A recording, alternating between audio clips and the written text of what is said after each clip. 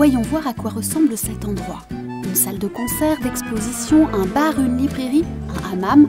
S'il est unique, ce lieu se pare de plusieurs visages. Prenez son histoire par exemple, celle des anciennes usines Lu. Une simple visite guidée n'y suffira pas, il nous faudra y regarder de plus près par les yeux de certaines personnes, Josette et Marie-Jo.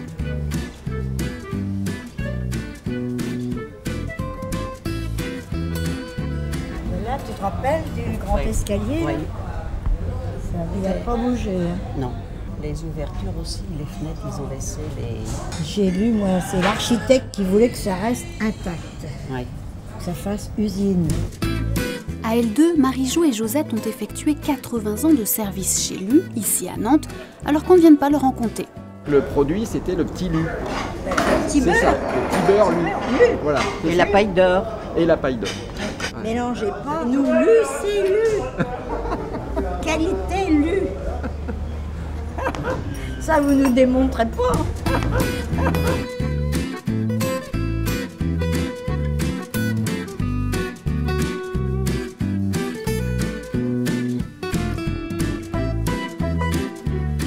Alors ça, c'est le dernier paquet de petits beurre Lu qui a été fait sur l'usine, ici à Nantes. Tous les ouvriers qui travaillaient sur la ligne, en partant de la fabrication jusqu'à l'autre bout de la chaîne, c'est-à-dire l'expédition, qui ont signé le dernier paquet.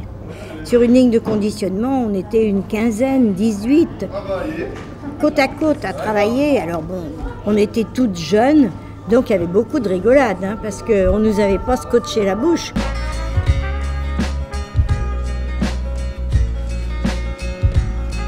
Jean-Louis est lui aussi intarissable sur cette époque. Il ne l'a pas vécu, non, mais se passionne de patrimoine industriel. En gros, la tour, là, c'est 1905-1910, avec les travaux de l'architecte Auguste Buizen.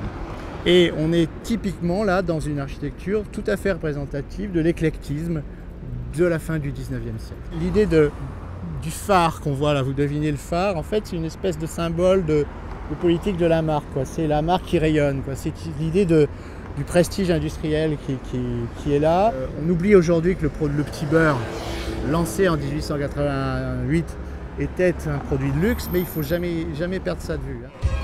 Les vestiges du temps passé seraient-ils uniquement matériels? Et si l'histoire transitait aussi par la culture?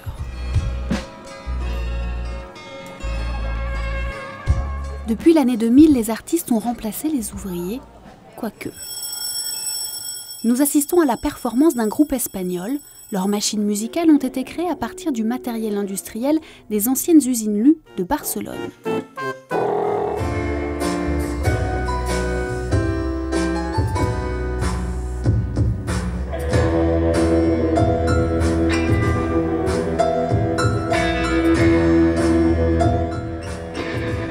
C'est magique être ici et porter la ligne de production de Lu à une usine de Lu. C'est fantastique. Ouais. Un hommage au monde industriel ici, au lieu unique? Non, cela ne peut pas être une simple coïncidence.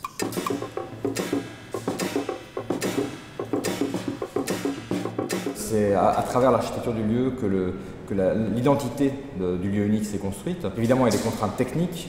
C'est difficile de faire le noir complet par exemple, dans certaines salles. Ce n'est pas vraiment une salle d'exposition. Donc au niveau des conditions de conservation, ce n'est pas du tout muséal si on veut.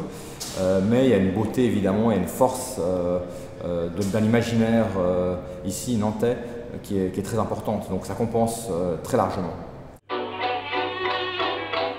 Le présent qui se sert du passé pour exister et le passé qui revit grâce au présent. Et oui, chez Lu, L-U, la boucle est bouclée. Figurez-vous, le lieu unique, c'est pas par accident qu'il s'appelle le lieu unique. Si vous faites les initiales, ça fait Lu. Hein.